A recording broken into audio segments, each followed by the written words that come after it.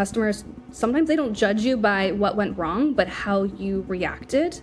And I think that this past year, we've experienced a lot of weather-related issues, which has resulted in, delayed packages, which has resulted in a huge influx of customer experience calls. We have gone to the store and found the item and Ubered it to a customer's place. This morning we decided 4th of July is coming up. People have not been receiving their packages. We're going to give all of our loyalty customers expedited shipping for free. But one thing about Tuckernuck is we are not afraid to try something. And so again, we sent this promotional email off this morning and we hope it works and we hope it gets to our customers in time.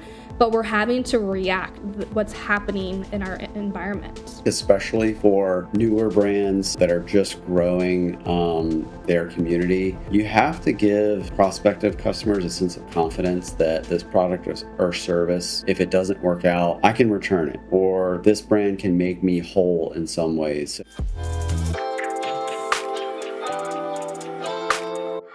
Hey everyone, welcome back to the CX Mixer. This is the start of season 3. We're kicking things off today with a conversation around discovery, loyalty, and what it takes to turn a first-time customer into someone who keeps coming back. Today I'm joined by 2 incredible operators from 2 brands that sit in highly personal categories, beauty and women's fashion. On one side, we have Ipsy, a brand that's built around beauty discovery, personalization, and helping customers find products that they may not have picked on their own. And then on the other side, we've got Tuckernuck, a brand that's built a loyal following through curated style, occasion dressing, and helping customers feel confident in what they wear. And as always, totally different categories, but a very similar challenge. And today we're going to tackle, how do you move someone from I'll try this to this brand gets me to I'm coming back. And so wanted to just kind of kick it off. We'll go ladies first. Bianca, why don't you introduce yourself with your name, your role, and what you do? Yep, absolutely. Hi, my name is Bianca Vitarello, and I am the Director of Product at Tuckernuck. So I lead the team responsible for our digital shopping experience, from how customers discover products, checkout, post-purchase, and everything in between. So I spend a lot of my time thinking about how we make shopping feel effortlessly while balancing the needs of the customer as well as with the goals of our business. Love that. And TJ, how about you? Yeah, so I'm TJ, head of customer care at Ipsy. I sort of oversee 3 primary functions within the care team. First is our operations center, so all of our call center sites in the Philippines and in South America. Also oversee our AI and automation initiatives within the care organization. And then service experience, which is kind of a grab bag of analytics and service recovery, and escalation. So it's a varied group of folks. TJ, I got a little bit of a background on you after our first debrief. You used to work at Everlane, and Lisa, who's a friend of the CX Mixer community, was on the podcast previously. I told her that you were joining, and she said, TJ is my mentor and taught me everything I know about CX. So I feel like this is some pretty big shoes to fill for from her episode. But curious, like a hot take. Obviously, this episode's going to come out a couple months after the news around Shein acquiring Everlane. Curious what your thoughts are on that. Bianca, maybe you can chime in too. Yeah, sure. I think it's tough. There's a lot of layers to this. For obvious reasons, the irony is thick on this one. But I think when I think back to my time at that company, spent I think about 3 years there. I'm really proud of what we built. I played obviously a pretty small role in the company's overall success, but there's still a lot of really talented people there who now have to shoulder this transition. So yeah, it was very difficult reading all the over the top hot takes and misguided think pieces. Yeah, I mean it was really tough because these are people that I admire and former employees and things like this. But this story was ultimately about debt, and so I think for a lot of the folks that were dunking on Everlane, I do think this is maybe a little bit of a bellwether for some of the upside down direct-to-consumer brands in that same sort of space or situation. So I went through a similar transition in a former company, actually, it was my first tech role. We were acquired by our biggest, most loathsome rival. And for many employees and customers, it was devastating. It was very difficult. And our acquirer said, hey, things will change. We're going to let you guys run independently and everything will remain the same. And it was not the same. And that was not a unique story for a lot of people that have been acquired. So maybe in an attempt to sort of tie this back to CX, Everlane's like engine or loyalty engine was really, it wasn't so much built around like email or promotions or even like product innovation or some specific channel. It was trust, right? So Mm. when you break that social contract, it's going to fracture customers in a really like meaningful way. So I'm going to try to remain optimistic. I'm still on the Yeah. email list. I love the clothes, but they're going to be rowing against the tide for a little while. Yeah, I think it'll be an interesting take on how CX plays into that. Bianca, coming from fashion, like what were your thoughts when you saw that news? I will have to admit I was shocked, and I was very intrigued to hear what you had to say, TJ. I think we're all looking to see who they scoop up next, as well as looking to see what the products come out of Everlane. What can we expect? Will we notice a difference in how they run their company? Because it's a company that I've also loved to shop at. Yeah. And I think the reason why I wanted to ask that a little bit and get kind of that hot take is because sort of to set the stage for this episode of like from discovery to devotion, when we think about both of you guys have very recognizable brands. Everlane is also a very recognizable brand. And I think about when I was framing this episode, I was like, how does a company take a customer, even with their experience from like, okay, I'm interested in this brand, I like this brand, I trust this brand, and now I'm going to come back again. So maybe Bianca, staying with you, like what does a brand like Tuckernuck have to do in order to continue to build that trust to get a customer's repeat business? I think what's interesting is that Tuckernuck really started as an e-commerce first site. We very recently opened up our third brick and mortar last month in Nantucket, but primarily our business is e-commerce, which is tough because the customer is not able to go into the store and touch the material and get a sense of how it fits. And so we've really had to define our brand through our website. So we lean very heavily on content. We always include on our site ways to style and personalize. But in addition to that, we have a pretty large CX team where 24/7 our customers can reach out to us and ask, how does this fit on me? What would you recommend? And that has been a key part of our success at Tuckernuck. I've been at the Tuckernuck office and I've been to your store in Washington, D.C. And I think walking around, the one thing that I noticed was not only, obviously, I didn't get to see, I guess I got to see the customer experience team as well, but like every huddle room had fabric and vision boards and people huddled together and thinking about these things. And and then going to the store afterwards, it was really obvious that like you guys are thinking about how to take that e-commerce kind of like curated approach and then bring it in. The store was beautiful. I mean, it was really cool to go in there and see like everybody shopping and having, it was like after work, right? So everybody going in there and having a good time. So I think that's cool. TJ, for Ipsy, mostly like Ipsy's subscription, or is it, kind of like heavier on the subscription side, right, than just the plain e-commerce side? Yeah, it's predominantly subscription. We do have an e-commerce business for members to kind of come and shop outside of their subscription, but it's primarily subscription based. So I think to a certain degree, personalization is our like core value proposition. So the idea is that we know your beauty preferences better than you do. And, we've made a lot of investments in that experience beyond just the beauty quiz. I think maybe more broadly, like consumer brands that have this like really enduring loyalty, they have a combination of a few things. I've talked about this a lot, so I hope I haven't said this on other podcasts or anything, but it's Good advice. typically great products, right? So that's usually front and center. So I think Bianca, to your point, like I think there's always this investment and conversation around the product experience. I, of course, from like a CX perspective, want to dedicate a lot into the CX space. The third thing is that like the brand identity resonates with their target profile. So like they built like a community.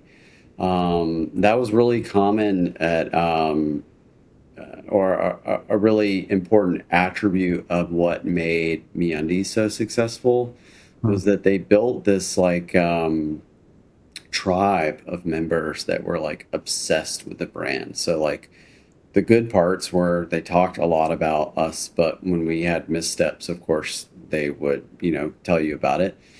That enthusiasm is important though, right? The product was extremely comfortable, great value, durable, so the product gets a check. But what created that devotion and kept people coming back was the community, right? We gave customers a reason to shop with us. We stood for something. And so I'm thinking like the, 2016, 2017, body positivity, inclusivity, like these social themes were starting to emerge, and MeUndies was kind of at the forefront of some of that. So I think having the product, but also standing behind it and standing for something, really resonated with that segment of customers. And so the conduit, Larry, was like the membership, right? So we had a Mhm. subscription, obviously.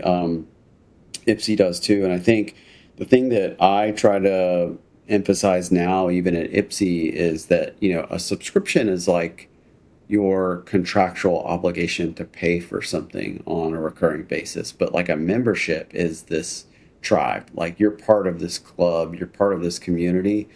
And that is really powerful. So I think the brands that compete solely on price or trend or product, they're going to have a little bit, I would say, a harder time building that recurring repeat business. Yeah.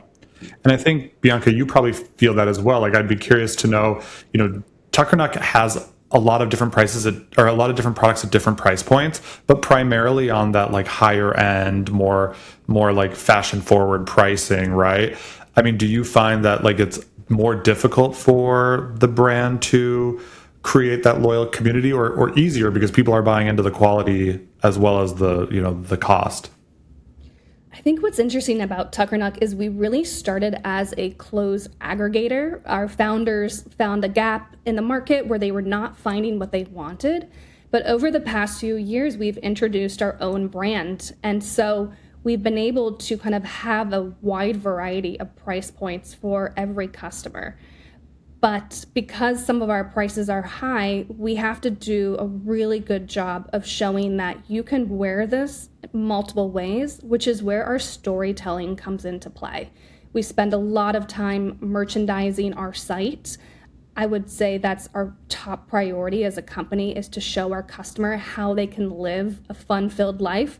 And with that $600 dress that you can wear to a kid's play date, or you could wear on a night on the town. And so it's really important for us to showcase that and then also tell the story behind it. So that's where we spend a lot of time on our editorials, really creating this beautiful narrative for our customer.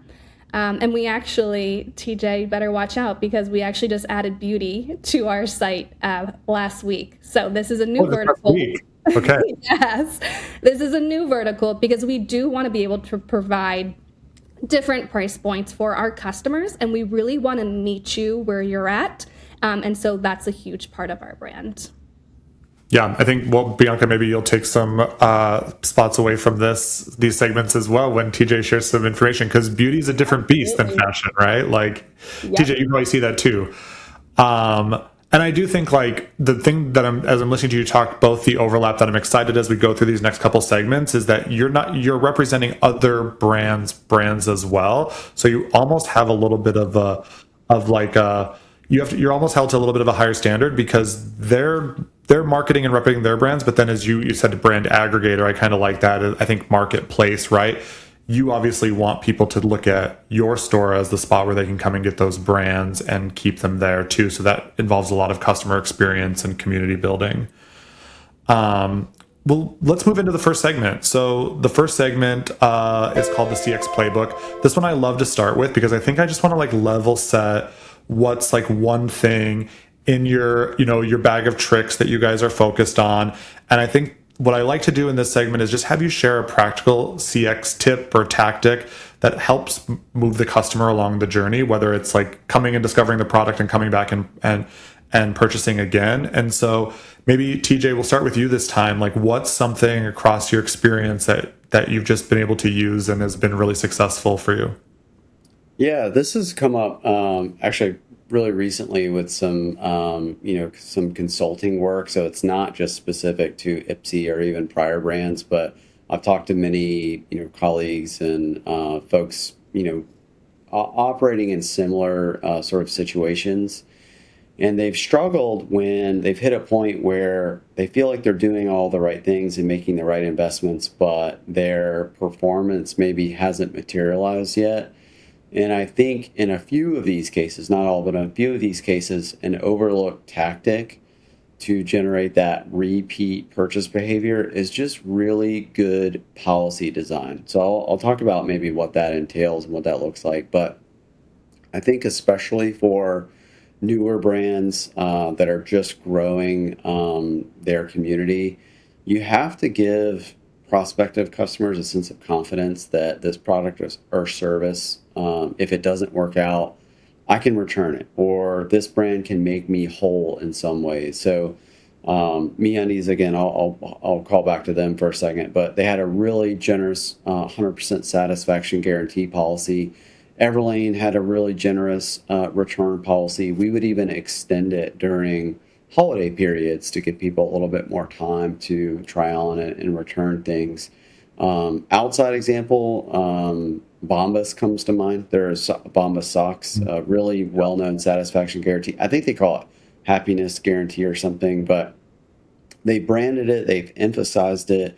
It's part of their PDPs. So I think some brands see these sort of promises as a liability, like, oh my gosh, like how are we going to pay for all this stuff? But if done right, and it can actually drive a lot of that repeat purchase behavior. And I think on the opposite end of that spectrum, policy is often like punitive for a lot of brands because, if a customer comes in on day 31 of a 30-day policy and says, I need to return this thing. If you say no, the likelihood of them coming back is essentially zero at that point. But if you give and bend a little bit and your cost of goods is low, your CPA, and you could essentially extend that generosity, you have a chance to win them back for a customer for life, right? So I'll lean on the policy attribute there, but I think the other tactic to highlight is just the importance of treating like first time customers exceptionally well. These are sort of asymmetric bets because a multi-purchase customer, they can have a poor experience, a late shipment, and just be okay with it. The first time customer needs a lot of grace and support. Yeah, we talk about that a lot, right? Like that, how are you treating a first time customer versus a VIP customer? And some people think like that they need to be totally different. I think the first time customer needs their hand held a lot more. They need to know what they're buying into for the community. But that VIP customer, you still can't treat them poorly, but maybe they'll be a little bit more, give you a little more grace on a couple slips and stuff because they've ordered from you before and they know this is a one-off issue. That returns piece, I think, is interesting, though, too. I want to kind of come back to that because I could almost do a whole episode of the CX Mixer on return policies because brands are coming now saying, do we charge for returns? Do we make customers pay for the label? Do we refund on inspection? Do we refund on carrier scan? Like, I actually joke, like, and I know, I think Tuckernuck resells this brand, but like Faraday has like a 365-day return policy and stuff like that, or it's Marine Layer that does, or something. One of those brands has this really aggressive return policy. And I think to myself, like, I'd love to pick their brain around how that impacts their customer experience and where that fits in. So I think that those are really interesting points. Bianca, what are you thinking when it comes to this stuff? I know you're going to kind of going through a whole look at your returns policy and stuff like that, and now you have brick and mortar stores. Do you agree with what TJ is saying? Absolutely. I think there's definitely a level of uncertainty when shopping, so it's our job to reduce that. And I would say, similar to TJ, like treating your first time shopper with as a VIP customer is extremely important. So we have a dedicated CX team that's actually our pipeline to Tuckernuck. I would say the majority of employees who come to Tuckernuck start in the CX department, and they're there for a 2-year rotation. So we want to make sure that when you reach us, whether it's by phone, email, or text message, you will be chatting with a real person. And we found that to be very successful. We have people reaching out with screenshots of a campaign that we did a year ago asking, how can we find this?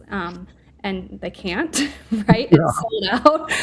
Clothing is also very fashion or like Yes. seasonal. Yeah. Right. So we then have to guide the conversation into almost a clienteling experience. And so having CX as part of your internal company is extremely important, and making sure that every interaction with a customer is a great interaction, because that customer will then become a lifelong customer for you.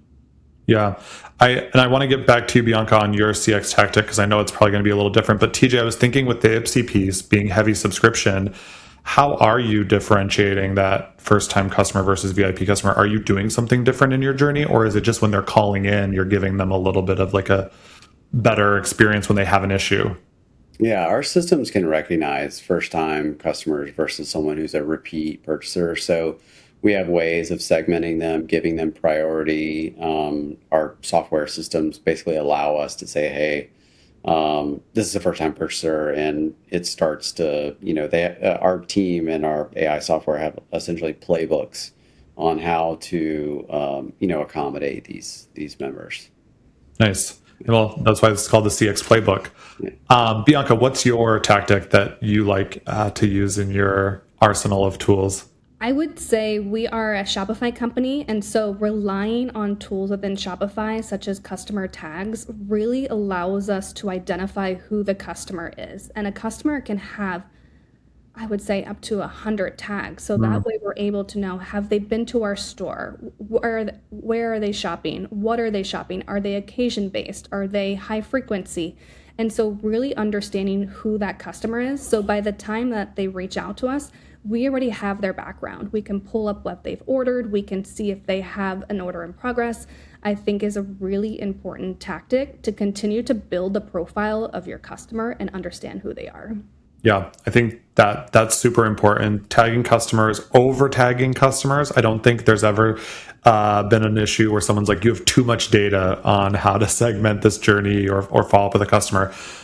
I love that. Well, so we've obviously been able to level set with everybody listening that you guys are experts in your field. And so that's why I always start with that segment. But then we move into this one, which is actually probably my favorite. And so it's easy to talk about, brand loyalty and community when things are going right. But some CX lessons come from moments that go sideways. And so this segment is called the CX confession booth. And so I always like to think of like, what's one CX moment that still makes you wince, or like maybe where the customer experience, and the actual experience didn't line up, but it really taught you something important. So Bianca, I'll give you a little bit of time to think on this, but TJ, how about we start with you? Yeah, sure. I could probably fill like multiple episodes of learnings and failures, but I think one comes to mind, and I guess it's maybe when the pendulum swings a little too far in one direction. So I'll maybe call back to my time at MeUndies again. But Jonathan was our founder. He was very creative, very brand focused guy with a pulse on CX. And he cared a lot about what customers were saying and feeling. And I'm sure a lot of founders are like this, but I really wanted to accentuate that attitude within CX. And my first instinct when I walked into that role was that if we could afford to do something, we should just do it. And I'm sure y'all are probably familiar with that Zappos book, Delivering Happiness. But I was just super competitive. I was just going to out wow everyone, right? And so I think on paper it felt really good to have this heroic level of support. And then I think we got through that first year of this CX strategy that I had deployed.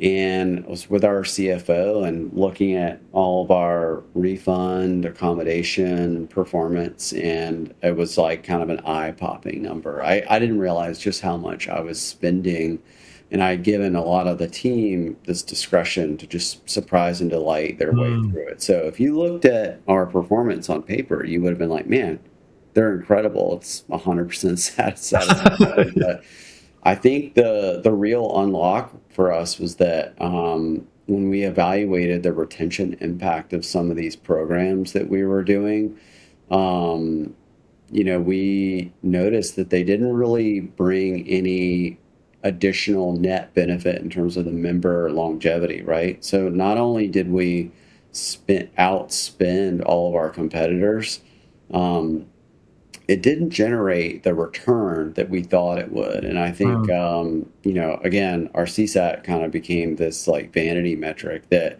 yeah, we probably won some incredible service awards, but those surprise and delight campaigns did not get much mileage in terms of the actual like business benefit. I think back to the very first episode I did of season 1 of the CX Mixer podcast, and Surprise and Delight came up, and Jordan from True Classic shared a story around how they thought it would be fun to give a customer some like shirts for their bachelor party and make it right, and they posted about it on social media about how much they loved it, and then pretty soon they were like inundated with like wedding invites and bachelor party invites and all this stuff, and now suddenly it backfires in a sense because you said yes to one person and you want to be this fun company and saying like, hey, this is an opportunity for us to like, impress a customer, but then now you have to tell 100 more people no. And so then now you've like, because where does it stop, right? So before we jump over to Bianca, just curious, TJ, at Ipsy, like how are you balancing now what you've learned from MeUndies with what you're doing today? Yeah, no, I think the key word is balance, right? We have to protect the needs of the business in terms of like I look at my role as like I have a fiduciary responsibility to spend wisely.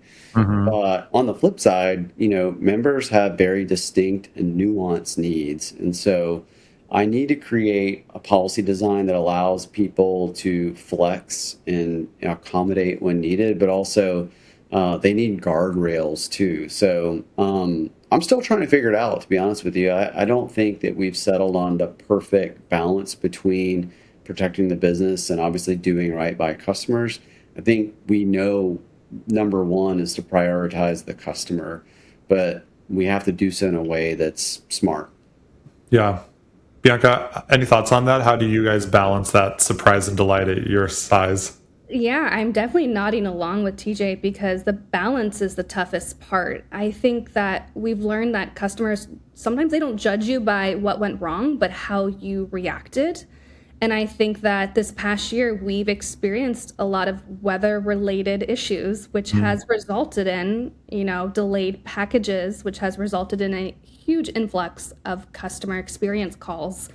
And there's not one right solution. I know, Larry, that you and I have talked about there could be a reach out opportunity for customers offering a promotion code, which we haven't done yet at Tuckernuck, but I would say we've done just about everything else. We have gone to the store and found the item and Ubered it to a customer's place.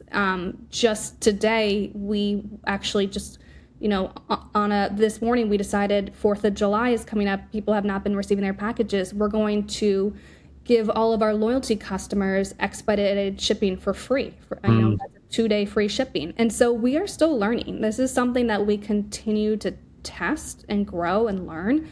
But one thing about Tuckernuck is we are not afraid to try something. And so again, we sent this promotional email off this morning and we hope it works and we hope it gets to our customers in time, but we're having to react to the kind of the what's happening, in our environment. Yeah, I know, and that makes it tough. I think that's kind of an interesting way to do the surprise and delight is taking the oops moments and figuring out kind of quietly how to get somebody just the product that they were hoping for, right? So I think back to an episode with Katie. She worked for a company selling suits for people on their wedding days, and she said the same thing, like rushing ties, dropping them off, going to the store, same thing, going to the store, picking it up and being like, where can I bring this, so that way you get it on time. Thanks for adding that additional. And so curious now, your confession booth, what's something that you've learned, whether it's in your time at Tuckernuck or somewhere else, a mistake that you've made? Well, I used to work at TripAdvisor, and I was lucky enough to be an employee there during COVID. And I would say a lot of mistakes were made. We tried to provide digital tour experiences while you were at home, and that was just such a fail moment. And we ended up having to refund our customers because they were like, what is this experience? And so I think it's taking ownership and just making the customer know that there's a human behind the company and behind the screen. And so always making sure you own that mistake, but then offering something in return has been kind of a key learning moment for us in these customer touch bases, because we are navigating this everything that happens in the world just like our customers, and it's important for them to see that transparency, I would say. TJ, does Ipsy have its own house brand? Yes, we do. It's not a large proportion of our total product sales, but yes, we do. We actually had our own sort of like razor brand, and there's also been partners or merchants that we've made investments in terms of like bolstering them, because we just believe in the product and the quality is great. So yeah. I was just thinking to what Bianca said, where it's like, obviously when you are selling and representing your own brand and something goes wrong and you're making it right with your own brand. But sometimes you might be making it right on behalf of other brands, right? Yeah. And so how you handle something like that, especially with your CX team. Yeah, a really recent example was that we had a member reach out to us and let us know that they received what they believed to be expired product. So we don't manufacture the product, and so we don't set these expiration dates. And so, it was unfortunate, I guess, or rather, that this video that she had posted on TikTok is sharing that, hey, I received some expired product from Ipsy, kind of picked up a lot of virality, right? So we have to respond and engage with this member. And so I think regardless of the circumstances, like, it's on us. Like, it doesn't matter who manufactured that product. Like, we got to make it right. So it's not a good look on us. And, of course, we refunded her. And I think I sent her some flowers with a little card. Bianca's like quickly writing down notes about what to do. Yeah, no, I mean, Everyone loves flowers. she's been a member for, I think 10 years or something. So just incredible tenure with us. So, I think there's obviously a component to like making it right for this particular customer, but those are the sort of things that, like, yeah, we're going to goof up from time to time, but like, Bianca said earlier, how you respond, I think, is just as important, if not more important. Sure. No, appreciate you guys sharing those, because I think that's the big thing, is everybody learns from mistakes, and if others can learn from the mistakes and see how you come out on the other side, and you're both obviously working for great large brands, so it's never the end of the world. And thank you also for not sharing promo code issues, because most of the time, the first season, everybody's like, I put this promo code up and I totally forgot about it and then didn't shut it off. And I was like, okay, this is common. And I didn't give you guys the prompt to not share a promo code disaster. So I think that's helpful as well.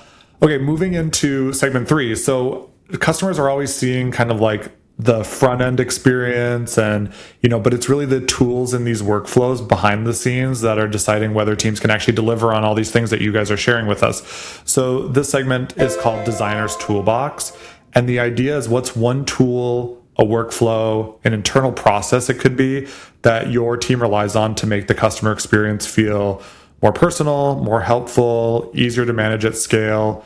Bianca, we'll start with you this time. What's something in your toolbox? We really enjoy working with this tool called Flip AI, which guides conversation and helps resolve. It's offered through text as well. And it has a pretty, like a 60% resolution rate, which I find to be quite high from all the other tools that I've used.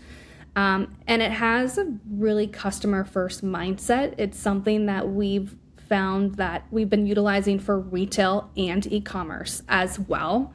It's been especially helpful. We have these moments at Tuckernuck that we have, for example, sample sale. We have an upcoming sale on sale where our site has actually crashed in the past. It no longer crashes, but it's a huge influx. And so with that, once those sales are done, I don't think people realize it's not just over, right? There's then a huge influx of outreach. And these are often customers who are not our everyday customer. And so they want to know where their package is, when is it going to arrive? Is it final sale? And I would say this tool really allows us to kind of accentuate our existing CX team when we're just not capable of responding to every message, so that you're not having to wait, 3 business days to get a resolution. And so I think as of right now, that's been our favorite tool in our toolkit. Yeah, we'll tease this out a little more, I guess, on the AI segment. But if this is Flip CX, right? Like they do mostly voice, or voice and phone and other stuff, or is this different? Flip AI, maybe is what they're calling it. Okay, they sponsor some of the events that CX Mixer does, and it's interesting to see. Like, I think Kayla from Jackson had actually brought up them as well as one of her favorite tools. Just interesting to see how different brands are using them, and how I think this comes up a couple times, and curious like what both of you guys think is phone support. Sounds like it's big for the target market for Tuckernuck. Some people have come on and said, I don't want anybody to call us. Like, do not call us. I don't want phone support. I'll put everything else. But just what are your guys' thoughts on phone support as an avenue for people? Is it your preferred choice, or email? What are customers reaching out to you guys with? Bianca, you could start first, maybe, then Yeah, TJ. I know. I sit next to the CX team, so I can hear them talking on the phone all day long, and I think it's so important to offer that. They're able to guide a customer, no matter what the age, through the process, whether they're stuck in a checkout flow, if they have questions, which email, sometimes that leads to a lot of back and forth. And so I think having that one-on-one call is a higher resolution rate, and same with text message. It's a great option, but often, you're starting a text message and then that customer disappears for a bit. So it's tough to have that gap. And so I'm a big proponent for having those calls. And we're actually 24/7. So if you call us, we also work with a team abroad. So we will be answering those phones for you. Okay, I could see where, like, especially in the style of fashion that you guys are going after, where people might have a question around like how something fits or how I can get it fast enough and stuff like that. So I can see that. Like, I don't, maybe I'm off here, but I don't feel like your customer is ordering one of every size to get it and then just seeing what fits and then sending it back. They kind of already know a little bit about how things fit, how they want to wear them, and so then they just want a little bit more support in knowing what they're ordering. Unfortunately, we are getting a customer who is ordering 3 things. Okay. So that is happening. Okay, I was hoping that I was wrong, but okay, it still happens for you guys too. It does. It happens quite often, but that's okay, because that's just what the expectation is in retail nowadays. And we're always working to improve it, and that's something that I think AI will be able to help us with. Yeah, for sure. TJ, how about you? Phone support. Yeah, so Ipsy does not currently offer phone support. We do occasionally get requests, but it's few and far between just in comparison to our other channels. As you can probably imagine, our target consumer is fairly young, very tech savvy. So messaging chatbots are sort of the norm in terms of their like preference. And we typically find that there's like a gravitational pull towards these like more immediate mediums, so texting, chatbots, and email, and so forth. So, I mean, as a consumer of other brands, I love phone support. I'd rather just get on the phone, and especially if it's like billing related, I just want to talk to somebody. Yeah. But yeah, Ipsy's sort of unique in that way. We've definitely looked at, especially that AI space around voice, and I've been on some pretty compelling demos, but we haven't pulled the trigger quite yet. Oh, well, maybe Bianca can sway you after the recording. What's in your designer toolbox then, TJ? Yeah, sure. I'll maybe give a basic answer, but We love Claude. Our entire organization has been provisioned these enterprise plans for Claude, and we've maybe specific to this episode, we've weaved it really into the fabric of all of our CX tools. So not only do we have all of our CX tools in Claude through MCP and other things, but we also have like our internal data tools as well. And I think the big unlock that we've had is that we've been able to build a lot of our own tools now, tools, dashboards.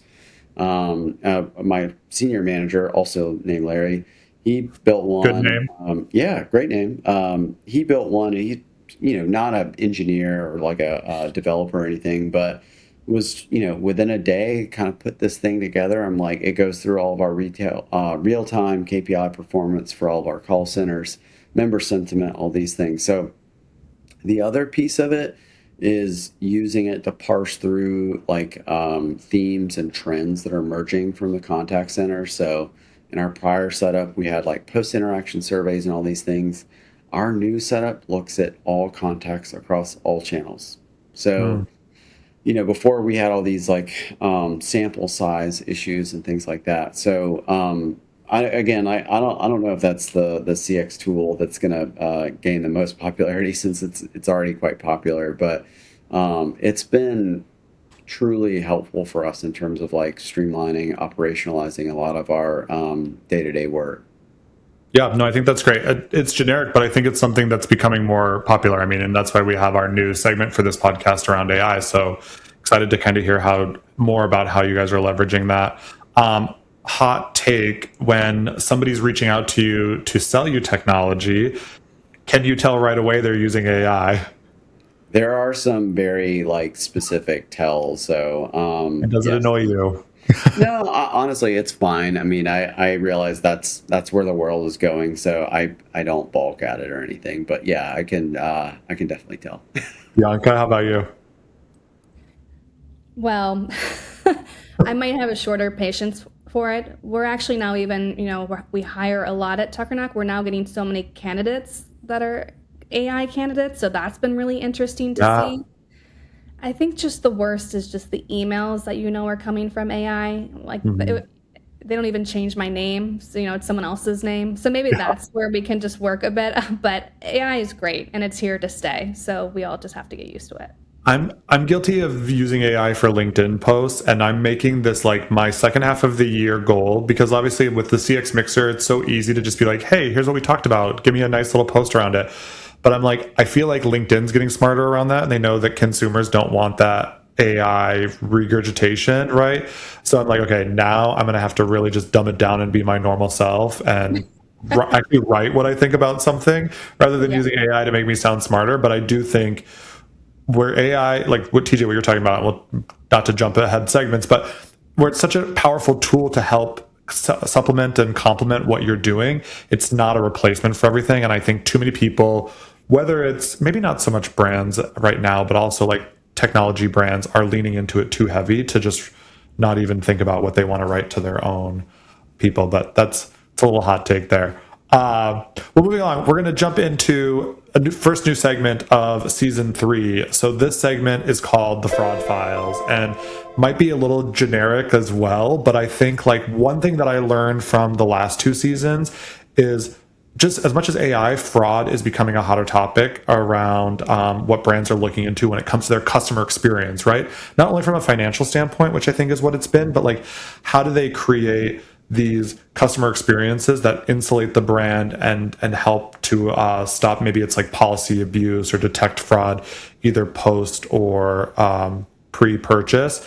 And so these customer friendlies are great, but they often become loopholes. And I know in beauty and fashion, fraud and abuse can show up in like very different ways. And TJ, you were talking about unlimited returns and taking stuff back. So I just think like we'll start with you, TJ. What's one area that your team has had to, balance this generous customer experience with protecting the business from potential fraud? Yeah, this one's interesting for Ipsy. I mean, primarily because the nature of our primary product categories, we don't offer returns, but occasionally Something like a makeup palette or fragrance will break in transit. So we're going to work with a member to make it right. But I think when it comes to like true fraud, it's like whack-a-mole. So as soon as you plug some gap in your model or policy that allows for some sort of abuse, it just it doesn't necessarily go away. It just moves to another part of your stack somewhere along the line. And that's what's really challenging, I think, for a lot of teams, especially our size. We're not a enormous operation, and so I think understanding the trends, whether it's with return abuse, it's on the policy side, credit card fraud, rampant of still, right? So I think what's been universal across all my time, whether it's at Ipsy or other brands, is that if you look at claim fraud, so again, we're shipping physical items, so I'm talking about lost shipments, missing products, damages.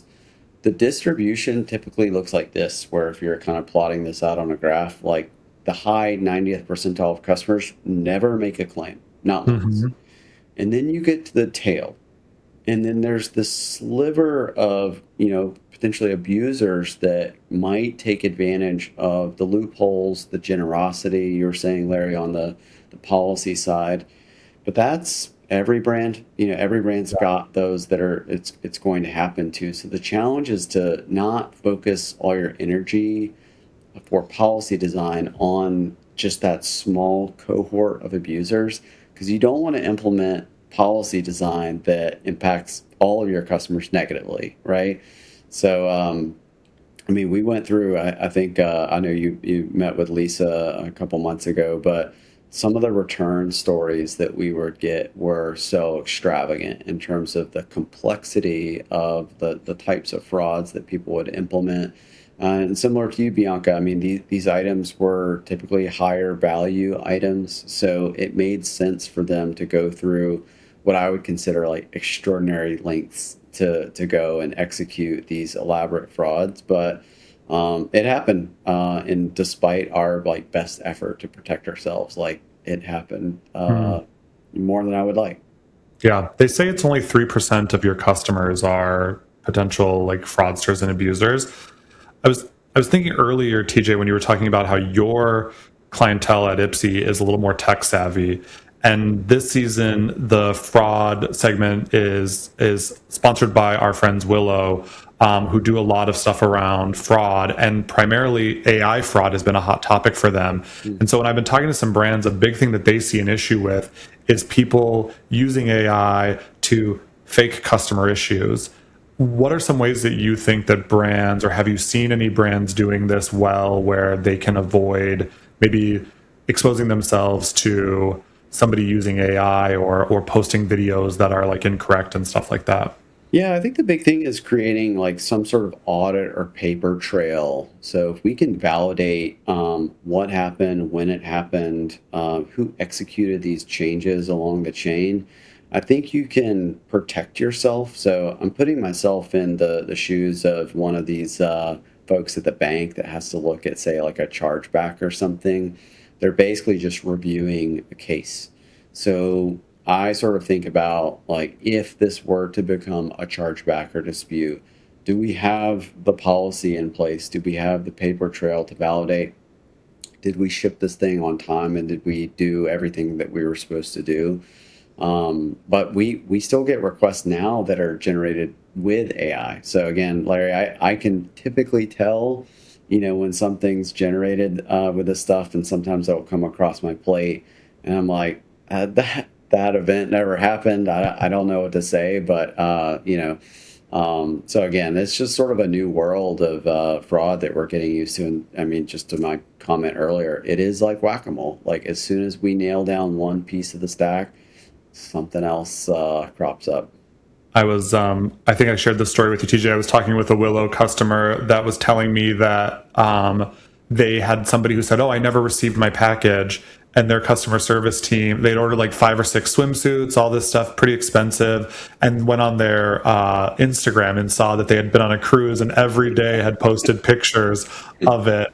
And I'd love to follow up and find out, like, and they just did it through like some searches to find out this stuff, right? And like be able to see it and look into that and then send it back to the customer and be like, well, these are what you ordered and they look great on you. I don't know what you say back to that, but those are just interesting things that like people don't realize that in these brand roles, like you guys are customer experience and finance, worry about finance and worried about growing the business, but you're also like investigators at the end of the day sometimes too. And you have to, you have all these tools, but you have to weed through like what's real and what's not.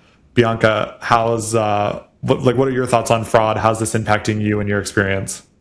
Yeah, it's tough because returns are such a huge part of retail, and it's such a balance between creating that frictionless experience for the customer but protecting the business. And similar to what TJ said, is the vast majority of our customers are acting in good faith. So you want to design policies around making their experience easy.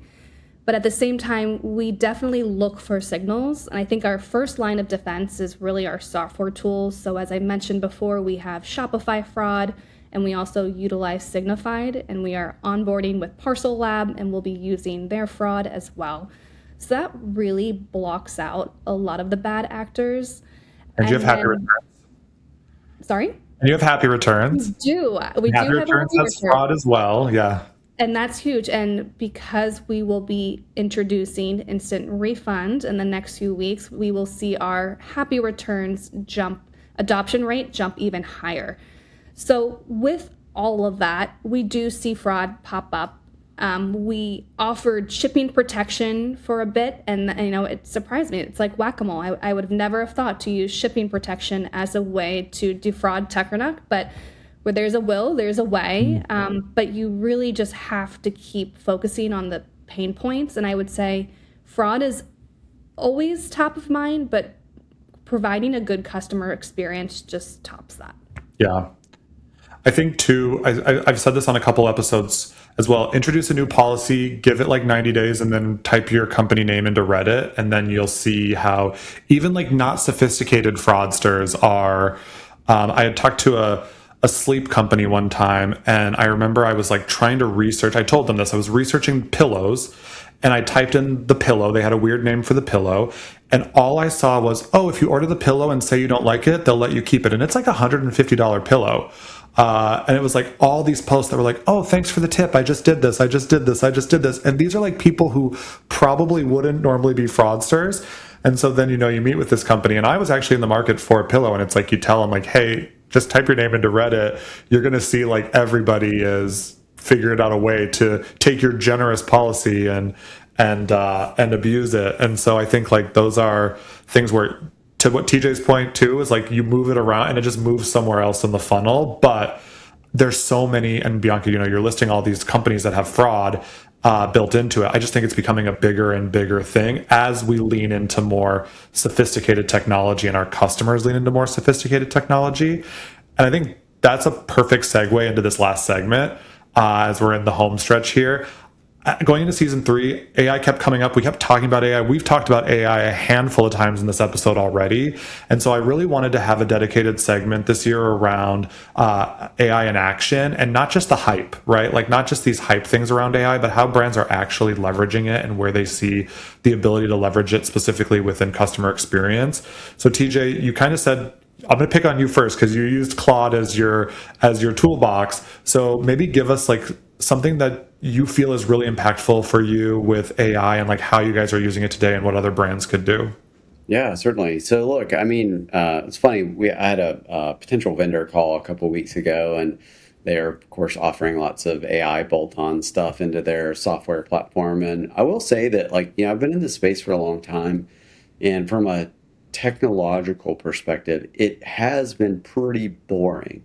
And so CX teams are, typically underfunded, under-resourced. Most companies, there's just not a lot of innovation happening in CX. So that all changed over the last year. So I'm trying to embrace a lot of this enthusiasm, not to mention it's done a lot for our team that we're currently in. So I think the reasoning, the quality, the sophistication has just gotten really good over the past year. So broadly speaking, very bullish. I think that's a given at this point.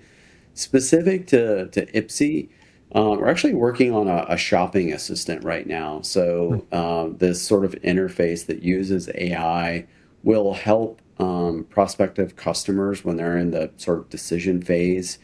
It will look at, not only what page they're in, their quiz results, their prior purchase history. It'll also do bundling, right? So if you're looking at SPF or something like that, it will go and help find complementary products for you. So we're still working on that program, but I'm really excited about that level of technology because it's not something super easy for like our team to do right now on their own. We have a high product turnover category or catalog. So it's very difficult for us to just be experts on all of this product, right? Thousands of SKUs, right? I think where I'm maybe still skeptical is that, when I look at the landscape of tooling, a lot of platforms are still in this mindset of, CX 1.0 metrics. So Mhm. CSAT, reply times, and resolution times. And those are still really important. But if you look at their go to market, they're selling like retention and loyalty and all these things, right? Those are very important too. But a lot of the platforms haven't quite made that leap yet. So I imagine like looking ahead, I'm hoping that a lot of these platforms kind of move towards where like we saw marketing attribution platforms go, is that you can see like what's the lift in retention that we got by implementing this X, right? Or what's the AOV that we're seeing driven by these programs? Those don't really exist in CX yet, but I think like AI is probably going to deliver that hopefully pretty soon. I love that CX 1.0 line, because I think one thing that's never really come up a ton on the podcast over, the last two seasons is CSAT. No one's really dialed in. That's not their playbook. That's not their tool. There's nothing there. They're looking into other things and other metrics and things like that. So appreciate that, TJ. Bianca, how about you? How are you guys leveraging AI, or how are you leveraging AI in particular? Yeah, I would say as the director of product at Tuckernuck, every single week we are evaluating new partnerships with companies that offer AI. So I am seeing it in every single company. One exciting thing for Tuckernuck is we sell products on ChatGPT and Copilot, and we've actually seen a pretty amazing growth on ChatGPT. It's been a slow growth, but within the past 2 months has really ramped up. And so that's been really interesting to see how customers are shopping using conversation. And then in addition, I would say what we're loving is just being able to use AI with analytics. I mean, you can spend a really long time looking at a lot of data and really trying to dig into the opportunity, but we are able to connect our Shopify and GA4 analytics and really ask hard-hitting questions. Each team can say, why is this product not performing? What are missed opportunities? What are URLs on our website that are not working for us? And it's just been so great to have that. I would say where I'm skeptical is digital assets. I had a demo with a vendor recently where they used imagery and turned them into videos, and wow, it did not look great. It was quite freaky, if I'm being honest. And so I think AI is a great tool, but shopping is personal, and so I see AI as a way to augment kind of the human expertise rather than replace it. Yeah, I one of these prompts that I saw somebody mention one time, which I think is really interesting, is go to Claude, type in you're a first time customer at Ipsy.com, Tuckernuck.com, and audit my website. And I did this for a friend of mine who's starting his own. He's been in business for a year or so, but he's starting like a golf polo brand, right, on Shopify. And I just ran it in there, and it went through really well, actually, surprisingly, because I feel like just a couple months ago it couldn't do this.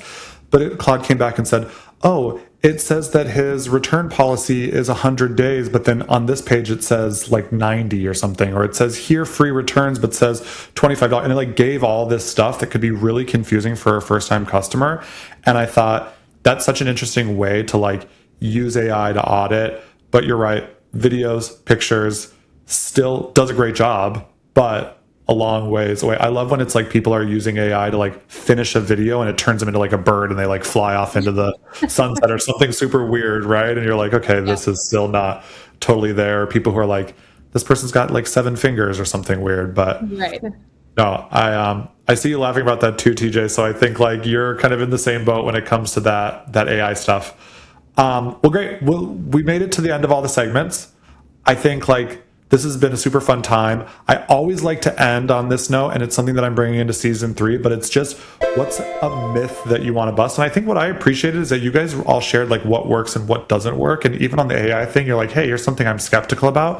But TJ, let's start with you. What's something in CX, whether it's something you've seen on LinkedIn, an email you've gotten, things that people say to you that you're like, I wish people would just stop saying this? Yeah, I mean, I hate to like keep on the AI thing, but I do think there is one very common sort of notion right now that AI will replace us. And I think Bianca just gave a really good example. Like, it's not doing a lot of things particularly well, and creative is one of those things. But specific to CX, you know, I think there's a lot of fear, and maybe rightfully so, about like it replacing us. And in fact, I sent a note to a friend last year after we had kind of transitioned from this scripted bot experience to like one of these like fully generative experiences. And he sent me back like a picture animated GIF of the Grim Reaper, right? I think just indicating that this is going to take us at some point. But you know, if you look at the amount of capital that's being deployed in these AI companies and the demand for them, it's extraordinary. And on the consumer side, right, there's just a lot of emphasis to adopt the technology. I think what's truly happening, though, is that despite all of that, like call center employment in the Philippines and South America continues to expand and has grown like every year since 2016, even during all this AI hype stuff, right? So it's made the call center more effective. More companies are buying into it. So we see more customers served, more channels open, more markets worth reaching. So I don't know.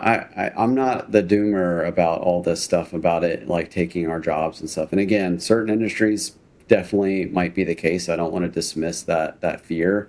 But Yeah. at least in the CX realm, I think it's a strong complement to what we're building. No, I love that. Bianca, how about you? Okay, I'm gonna have to use my hands for this one. Do it. Loyalty is not built through discounts. Okay, say more. And so I just think loyalty is truly built through consistency. You know, if customers know that they're going to be taken care of every single time they interact with their brand, they're going to be repeat customers. I think a discount can sometimes, perhaps, yes, they will bring you to your site, but it doesn't guarantee that they will shop with you again. So loyalty does not be built through discounts. And that's so true. I think I look at Yeti, right? They don't like very rarely, you'll never find like a coupon code on honey for Yeti, right? Like a promo code or anything like that. And it's a couple times they'll do a sale, maybe some free engraving, and they don't seem to have any issues moving product, right? So I think that's so true. I love that. That's actually a new one for the podcast. So appreciate that. Well, you guys, thanks so much. You made it through first episode of season 3. Appreciate you guys sharing all this information. If people want to connect with TJ or Bianca, you can connect with them on LinkedIn or send them a non-AI generated email, and hope to get through all the other emails that they get. But thanks you guys for joining. I really appreciate it. Thanks, everybody. Thanks so much. People reaching out with, you know, screenshots of a campaign that we did a year ago, asking, how can we find this? And they can't, right? Yeah. It's sold out. Clothing is also very fashion or like seasonal. Okay, I'm gonna have to use my hands for this one. Do it. Loyalty is not built through discounts.